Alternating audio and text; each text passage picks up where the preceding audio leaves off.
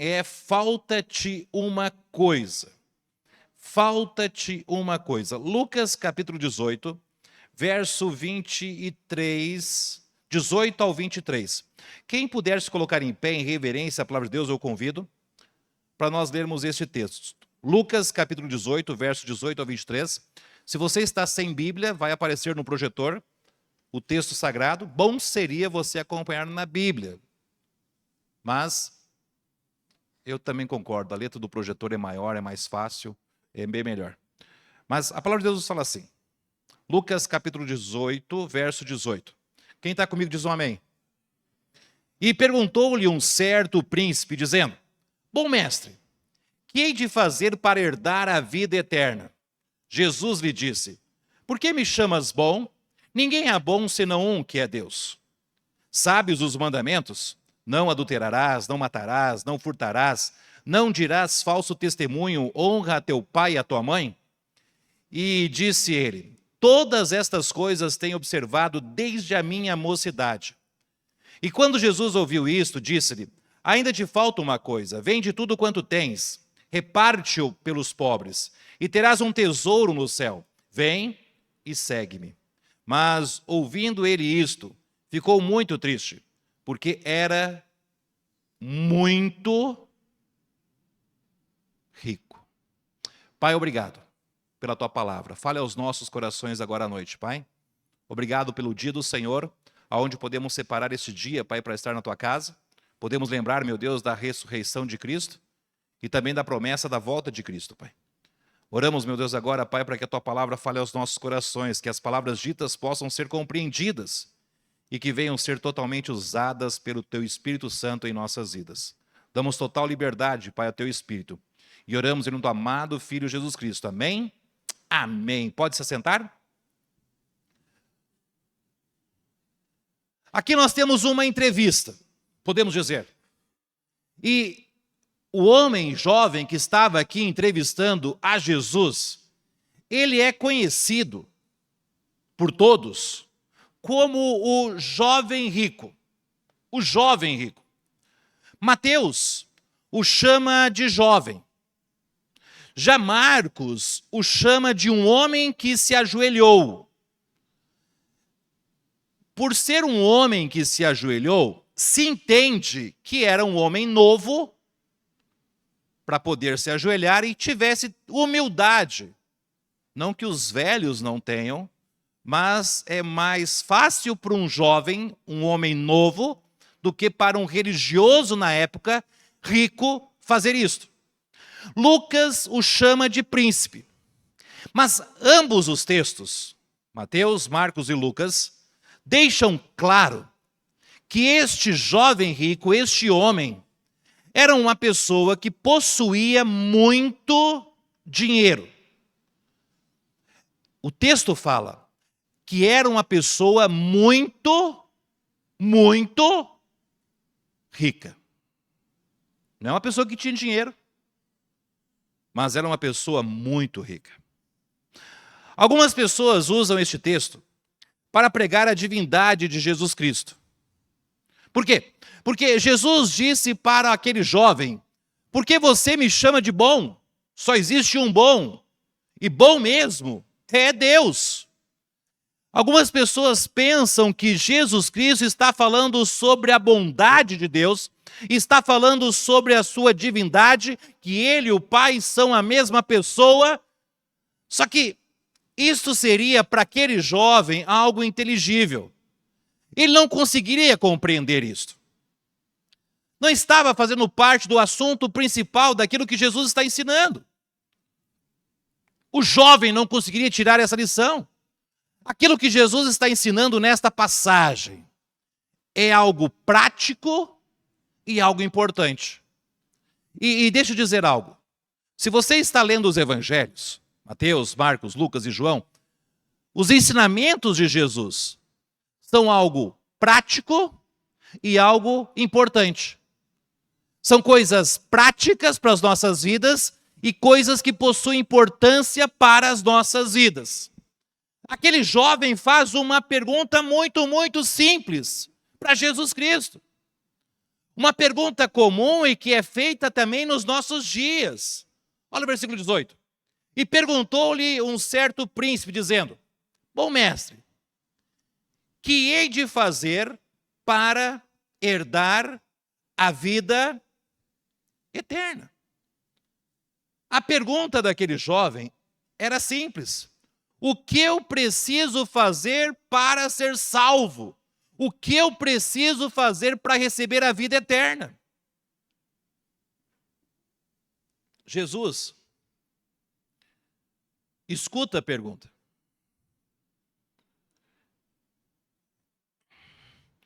E Jesus monta uma segunda pergunta a ele. Verso 20.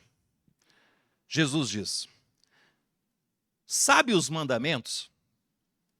Não adulterarás, não matarás, não furtarás, não dirás falso testemunho, honra teu pai e a tua mãe.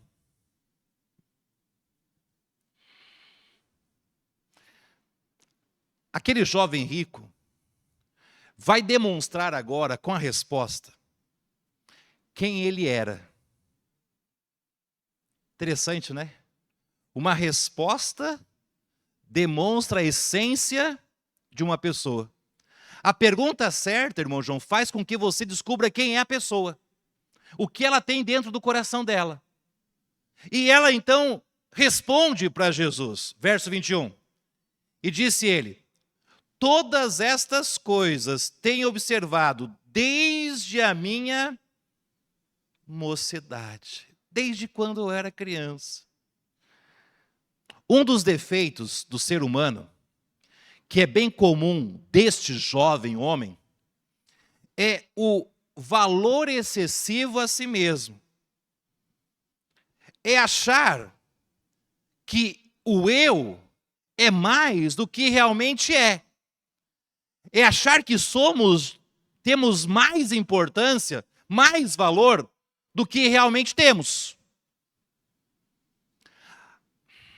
É achar que somos melhores que os outros.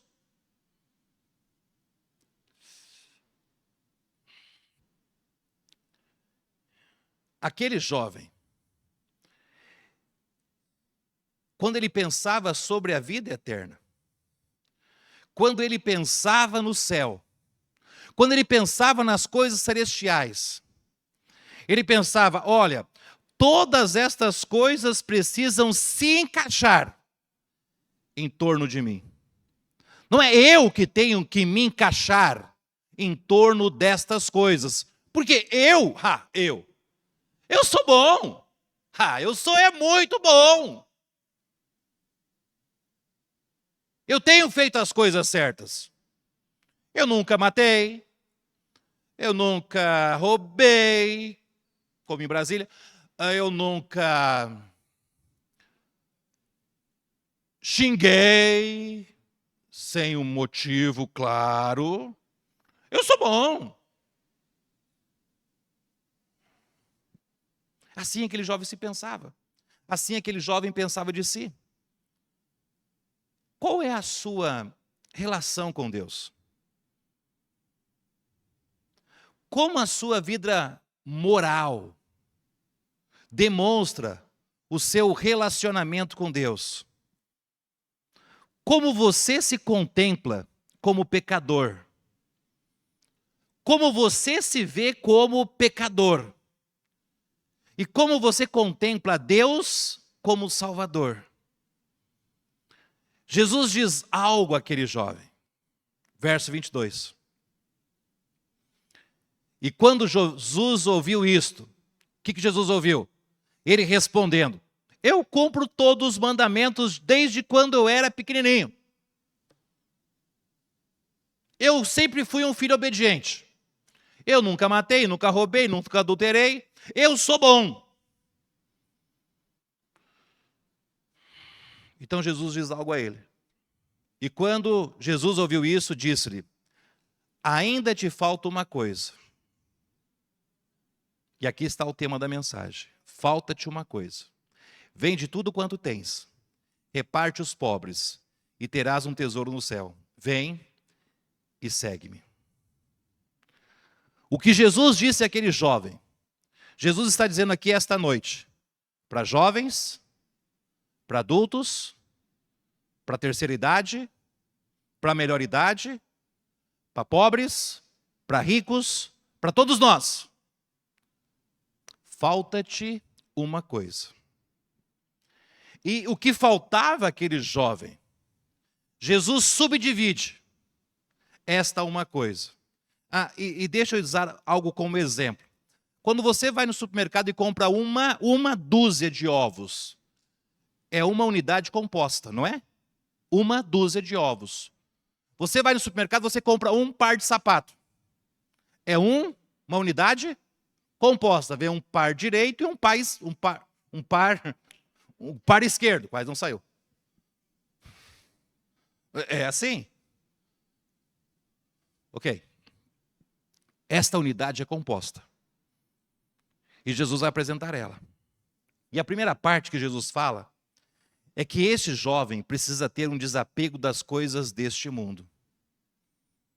Um desapego das coisas deste mundo. Jesus diz, verso 22, vende tudo quanto tens. Nós não sabemos o quanto aquele jovem tinha em dinheiro. Mas ele está dizendo algo para aquele jovem. Falta-te uma coisa. Vende o que você tem. O desapego aos bens materiais é algo difícil. Mas Jesus quer ensinar uma lição aqui a nós e àquele jovem. E a primeira lição que Jesus ensina aqui sobre o desapego das coisas deste mundo é que tudo o que temos pertence a quem? Aqui vai doer a muitos. Tudo o que temos pertence a Deus. O homem mais rico na sua época, Jó, após perder tudo o que tinha, ele disse, Jó capítulo 1, verso 21, e disse, nu saí do ventre de minha mãe, e nu vou partir deste mundo, tornarei para lá. O Senhor deu, o Senhor tomou. Bendito seja o nome do Senhor. Tanto ímpios como salvos, tanto crentes como incrédulos, todos temos os mesmos dias. Todos nós temos o mesmo sol brilhando. Todos nós respiramos do mesmo ar. Para todos nós aparecem as mesmas oportunidades.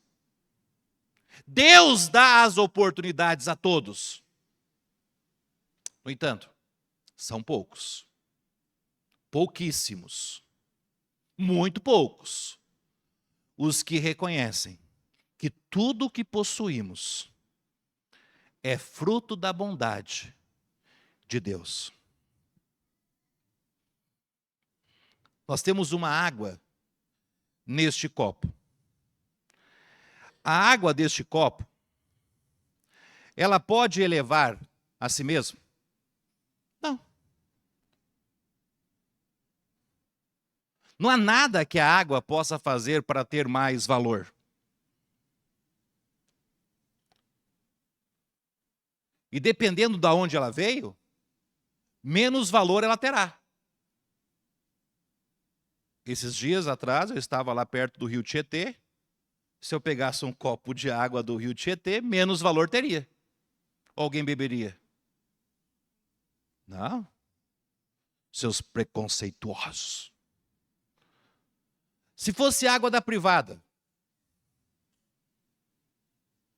eu sei que é nojento. Essa estava na garrafinha. Obrigado, irmão. Ainda bem que o senhor me ama. É.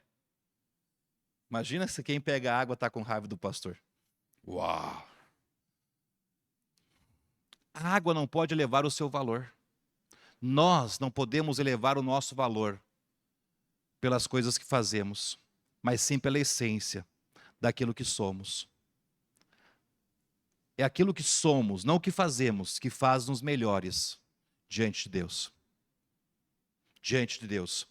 Segundo, tudo o que tenho não me impede de servir a Deus. Quando Levi foi chamado da recebedoria para seguir a Jesus, tinha muitas coisas que poderiam impedi-lo de seguir a Cristo. Muitas coisas. Mas olha o que ele disse a Jesus. Lucas capítulo 5, verso 27 e 28. E depois disto saiu e viu um publicano chamado Levi, assentado na recebedoria, e disse-lhe: segue-me. E o texto diz: e ele... Você consegue ler isto? Você consegue assimilar isto? Você consegue pensar isto na sua vida? Hoje. E ele, deixando tudo, levantou-se e o seguiu. Zaqueu, quando recebeu Jesus em sua casa, olha o que ele disse, Lucas 18, verso 8. E levantou-se Zaqueu, disse ao Senhor: Senhor, eis que eu dou aos pobres metade dos meus bens. Eu estava pensando, no dia que eu fiz essa mensagem, no dia em que eu e a Cláudia nos casamos e fomos para o seminário. Se naquela época nós tivéssemos que passar por isto. Ela tinha um teclado, Yamaha, PSR, e eu tinha um violão. Deus falasse, dá metade. Ou era o violão, ou era o teclado. É tudo que nós tínhamos. Não tínhamos mais coisas. E a roupa do corpo. E uns outros pares de roupa. Mas não era isso que ele tinha muito. E ele deu a metade aos pobres e disse: e se em alguma coisa tenho defraudado, a consciência dele ficou preocuposa. Ele estava preocupado. Vai que eu ofendi alguém. Vai que eu peguei algo que não era meu. Vai que na hora de fazer os cálculos, eu fiz o cálculo errado. Quem aqui tem comércio? Você já fez o cálculo errado lá no comércio? Você colocou lá e às vezes você colocou a mais, às vezes você colocou a menos? É de propósito? Não é de propósito. Mas às vezes acontece. É passível esse erro. Não é por você ter ganância. Tá bom, tem alguns que tem, mas o seu caso não era. Era o caso dele.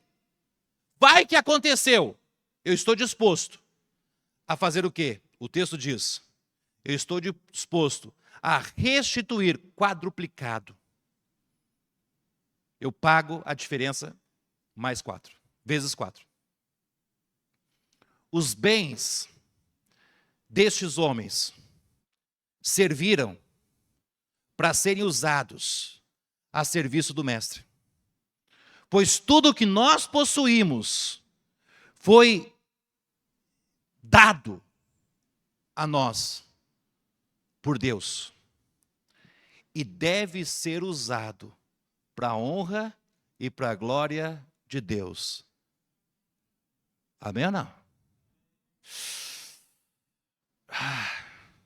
O jovem rico, ele teve esta oportunidade. Jesus falou para ele assim: vai lá e vende tudo que você tem e segue-me. Igual Zaqueu, igual Levi. Ele teve a mesma oportunidade. Ele teve. Segundo, dentro do falta tinha uma coisa. Mais uma parte, mais uma faceta, era o amor ao próximo.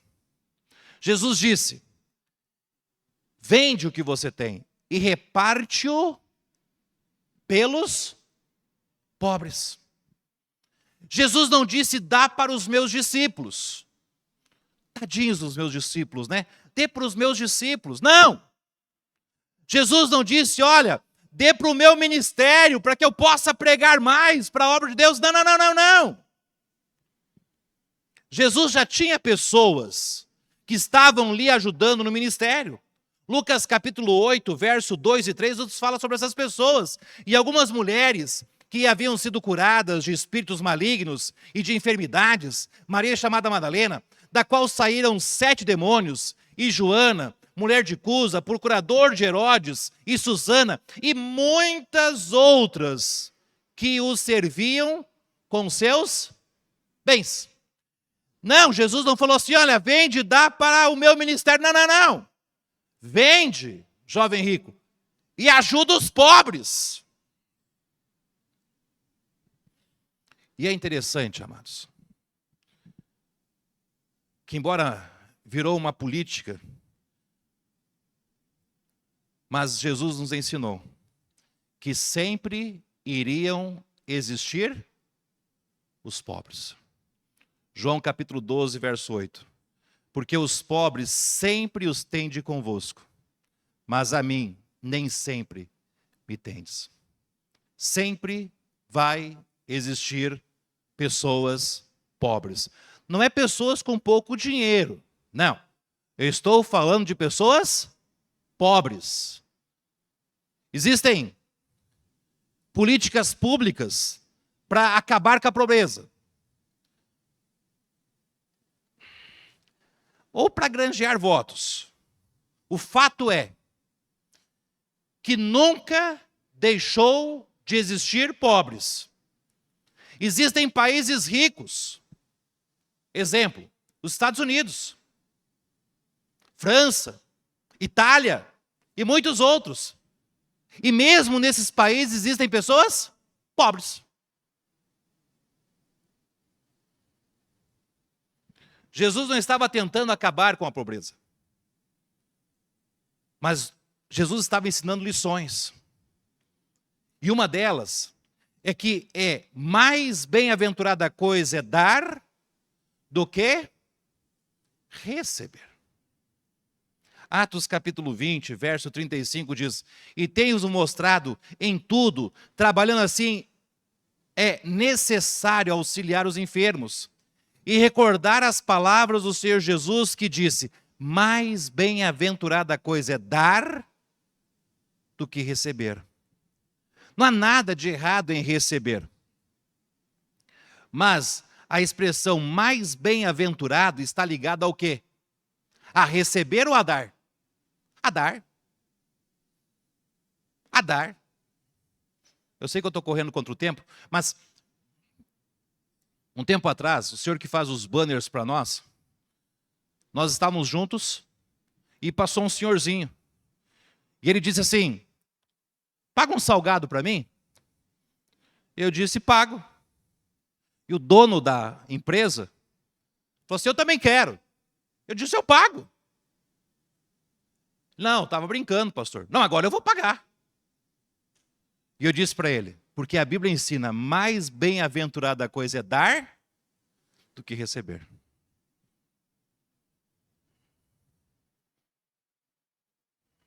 Eu chego lá até hoje. Quer um salgado? Quer um salgado? Falou, não, pastor, eu aprendi a lição. Eu aprendi a lição.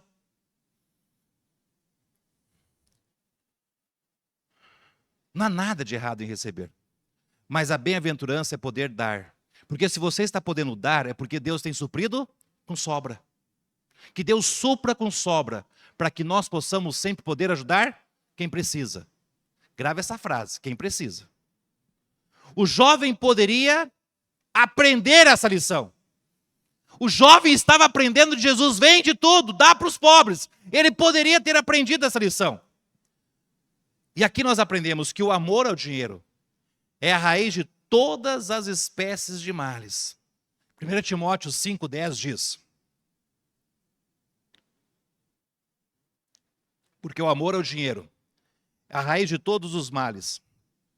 E nesta cobiça alguns se desviaram da fé e se transpassaram a si mesmo com muitas dores.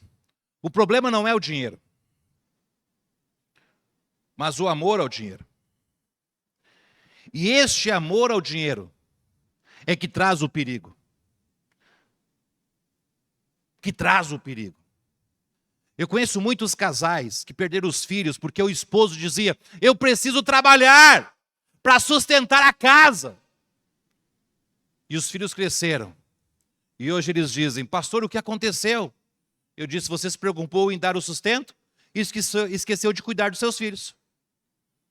Muitos casais se separaram porque um dos dois estava tão preocupado com o dinheiro. E o dinheiro, o dinheiro, o dinheiro. Pois bem, e houve separação porque teve traição. Mas o que era o principal? O dinheiro. O dinheiro. O dinheiro. O amor ao dinheiro é a raiz de toda espécie de males. O dinheiro é um bom servo, mas é um péssimo patrão. Não deixe ele dominar a sua vida. Não deixe ele ser o seu chefe, que ele vai destruir a sua vida. Mas use-o como um servo, que ele vai cumprir o papel de te servir. O jovem teve esta oportunidade de usar os seus bens para demonstrar o seu amor a Deus e a causa de Deus. O jovem teve essa oportunidade. Terceiro, e ter um tesouro no céu. O verso 22 diz: e terás um tesouro no céu. Muitos crentes nos nossos dias não estão diferentes do que do jovem. Eu disse muitos crentes, não muitos incrédulos, muitos crentes não estão muito diferentes do que o jovem. Porque muitos crentes dos nossos dias não veem importância de juntarem tesouros no céu. No Sermão do Monte, Jesus disse, Mateus 6, 20, mas ajuntai tesouros. Muitos riscaram esse versículo na sua Bíblia. Ou aqui, em vez de céus, colocaram terra. Ajuntai tesouros no céu, onde nem a traça nem a ferrugem consomem, e onde os ladrões não minam e não roubam. Jesus desejava que aquele jovem rico também fosse rico no céu. E que ele tivesse muita, muita riqueza no céu.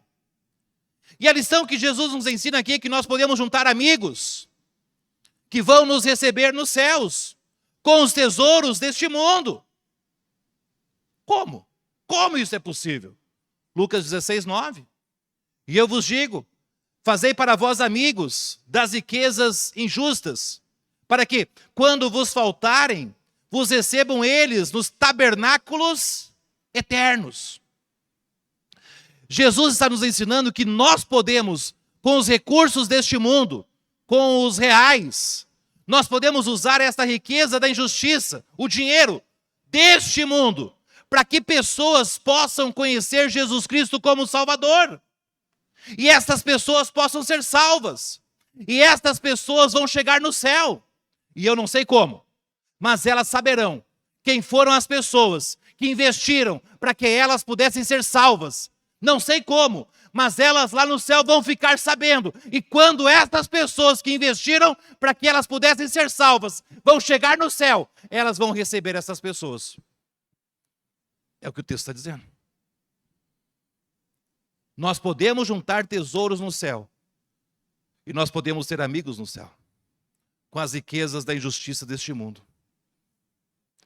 Também, que o galardão é dado segundo a obra de cada um. A Bíblia nos fala de galardões, a Bíblia nos fala de coroas que serão dadas no céu. Nós podemos dizer que os galardões é a moeda corrente do céu. Os galardões são a moeda corrente no céu. O dinheiro. E as coroas são os troféus que serão dados lá no céu. A obra que praticamos aqui na terra por Cristo e para Cristo resultará em galardões se forem feitos do modo certo. 1 Coríntios capítulo 3, versículo 14 nos fala: se a obra que alguém edificou nesta parte permanecer, esse receberá galardão. Jesus enfatiza que cada um receberá o seu galardão segundo o seu trabalho. Olha 1 Coríntios capítulo 3, versículo 8. Ora, o que planta e o que rega são um, mas cada um receberá o seu galardão segundo o seu. Apocalipse 22, 12. Jesus dizendo: eis que cedo venho, e o meu galardão está comigo, para dar a cada um segundo a sua.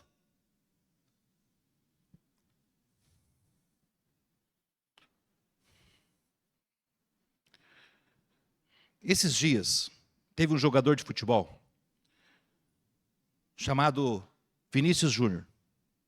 Acho que você conhece. Alguns gostam de futebol, outros não gostam. Mas alguém deve ter escutado essa história. Ele é um bom jogador. Ele ganhou muitos prêmios no último ano.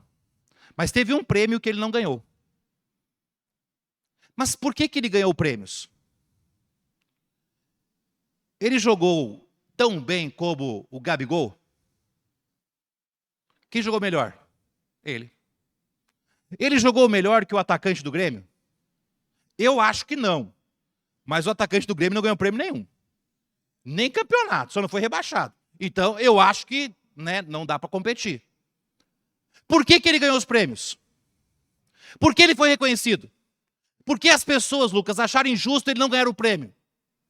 Porque ele competiu melhor que os outros. Ele jogou melhor que os outros. Se neste mundo, se você faz o melhor, você é reconhecido, por que lá no céu não será diferente?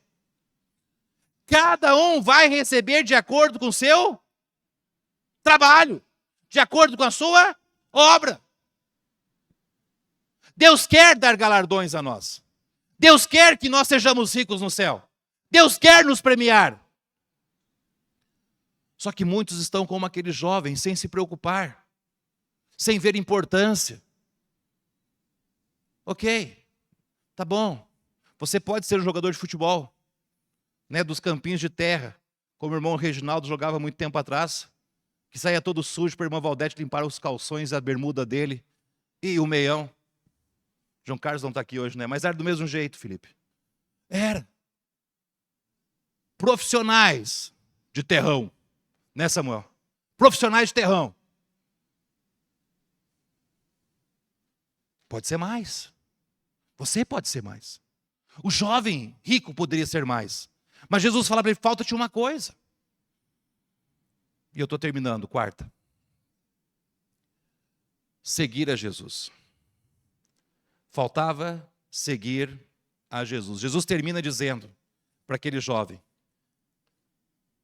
vem e segue-me.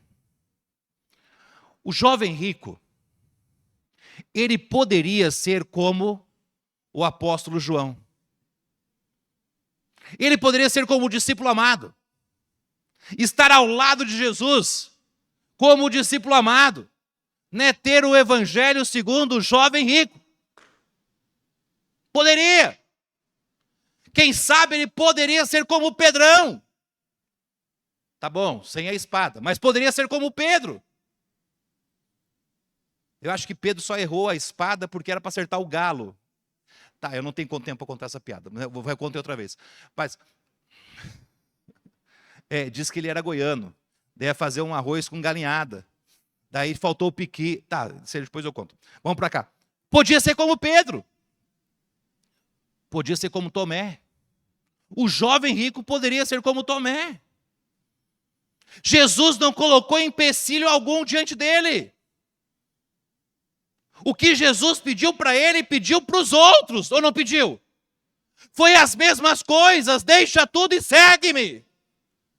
Todos deixaram. Todos abandonaram. Ele poderia ser como eles. Poderia, mas não foi. Jesus exige renúncias. E a primeira renúncia é renunciar tudo a que tem. Lucas capítulo 14, verso 33 diz: assim, pois, qualquer de vós que não renunciar a tudo quanto tem, não pode ser... Uau! Isso é pesado. Eu conheço pessoas que são empresárias, outras não. Pessoas que amam a obra de Deus. Pessoas que amam a obra missionária. Que se, para o próximo final de semana, eu precisasse que alguém fosse pregar em Aparecida, e eu ligasse para estas pessoas que são empresárias, que estão ocupadas, que trabalham, e dissesse: olha, eu preciso que você pregue domingo à noite lá na igreja. É possível? Elas diriam: que hora eu preciso chegar, pastor? Que hora eu preciso chegar, pastor? Muitas destas pessoas desejariam ter um ministério de tempo integral na obra de Deus. Elas desejariam estar trabalhando de tempo integral na obra de Deus, mas elas sabem que não foram chamadas por Deus para tempo integral. Mas quando tem a oportunidade, elas não colocam obstáculos. Ah, mas eu não. Não! Elas são pessoas ocupadas, que estão dispostas a servir a Deus e não colocam obstáculos. Elas renunciam tudo para servir a Deus. Também há pessoas que deixam tudo para servir a Deus de tempo integral, renunciando tudo, o que tem e o que possui. Precisa renúncia, mas também precisa a segunda parte, é tomar a cruz, a sua cruz. Lucas 14, 27 diz: e qualquer que não levar a sua cruz e não vier após mim, não pode ser... Uau! De novo! Primeiro tem que renunciar para ser discípulo. Agora tem que tomar a cruz para ser discípulo. Uau, é pesado, pastor, eu sei. Mas está na Bíblia. Com certeza, a cruz de alguns é mais pesada que a cruz dos outros. A cruz de alguns é mais pesada que a cruz de outros. Certeza. Mas cada um possui a sua cruz. Uma das marcas dos discípulos de Cristo é seguirem a Cristo, mesmo que precisam carregar a sua cruz. Eu conheço irmãs que no percurso da caminhada cristã foram abandonadas pelo esposo e precisaram não somente suprir a necessidade de casa, mas cuidar dos filhos. A cruz destas mulheres é mais pesada. Eu conheço maridos que foram traídos, precisaram abandonar a casa e cuidar dos filhos. Com certeza a cruz destas pessoas é mais pesadas. Eu conheço pessoas que têm enfermidades pesadas, que precisam de check-up constante. Com certeza, esta cruz é mais pesada que de outros. Mas uma marca dos discípulos de Cristo é que eles sempre levam a sua cruz. Será que foi fácil para Pedro? Será que foi fácil para Pedro seguir Jesus, mesmo depois de tê-lo negado 3 vezes? Será que foi fácil olhar nos olhos de Jesus depois de negá-lo 3 vezes? Será que foi fácil ver os outros discípulos olhando para ele, sabendo que ele negou Jesus 3 vezes? Será que foi fácil? Será que foi fácil todas as vezes que ele tinha que pregar? lembrando lá atrás que ele negou Jesus 3 vezes, será que foi fácil?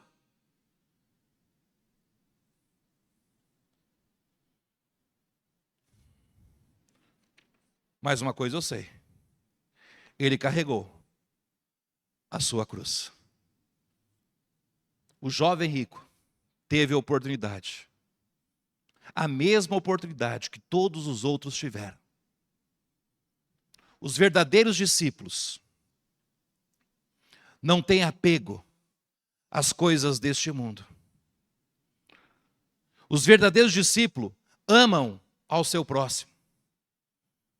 Os verdadeiros discípulos estão juntando tesouros nos céus. Os verdadeiros discípulos estão seguindo a Jesus Cristo. Jesus deu uma grande lição entre fé e obras. As obras podem impedir um homem de praticar a fé. Ou não pode? Pode. Vende e segue-me. As obras podem impedir um homem de praticar a fé. Agora, a fé não impede um homem de praticar as obras. A fé não impede um homem de praticar as obras. Foi isso que Tiago ensinou. Tiago capítulo 2, versículo 18. Mas dirás a alguém, tu tens a fé, eu tenho as obras. Mostra-me a tua fé sem as tuas obras, e eu te mostrarei a minha fé pelas minhas obras. O que está te faltando? Você, como aquele jovem rico, o que está te faltando? É o apego aos bens deste mundo? Os bens deste mundo valem mais do que Cristo para você? É pesado, né? Essa frase. Os bens deste mundo valem mais do que Cristo para você? Você está mais apegado aos bens deste mundo do que às necessidades das pessoas que estão à sua volta? Você está gastando tanto tempo neste mundo que não tem tempo para gastar com Deus e juntar tesouros dos céus? Era isto o que estava faltando para aquele jovem rico. E pode ser isto que está faltando a você nesta noite. Mas saiba, como aquele jovem rico teve a oportunidade de seguir a Jesus e de ser como um Paulo, como um Pedro, como um João, você também tem de servir a Ele com o que Deus tem dado a ti. Amém? Vamos orar. Curva a cabeça, fecha os olhos. Pai, obrigado por esta noite. Obrigado, Pai, pela Tua palavra que é viva, eficaz e capaz de nos ensinar. Obrigado, meu Deus, pela proteção que o Senhor dispensou sobre as nossas vidas aqui no templo, mesmo com a chuva lá fora. E obrigado, meu Deus, pela vida de cada visitante, cada irmão que está aqui esta noite. Ó Pai, eu sei que a mensagem é um pouco pesada para um começo de ano. Falta-te uma coisa.